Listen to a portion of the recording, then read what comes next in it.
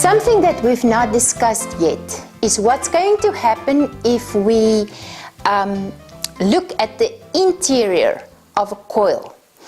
When we deal with a pot that looks like this, we're going to deal with coils that sit around like this.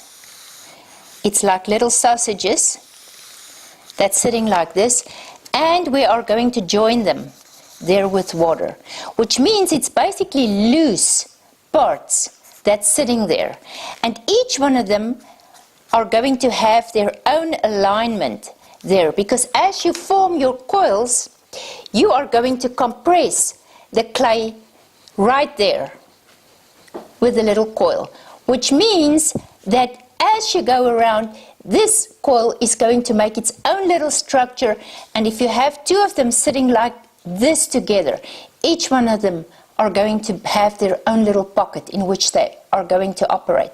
And that is something that we need to take in consideration when we build a coil pot. But if we would take that very same coil pot, and let me make maybe one or two more coils. If I would do this and that, imagine this is a wall now. If I would take this wall and I would start pinching them to where they become right one piece, and I would go ahead and I would work them into each other, we are changing the alignment of the particles. So if you would go ahead and create a coil pot that will not stay like this, where you would let the clay dry out a little bit and then work it, then you will be good. In other words, if we would do this, put those two together now freshly and then immediately work them into each other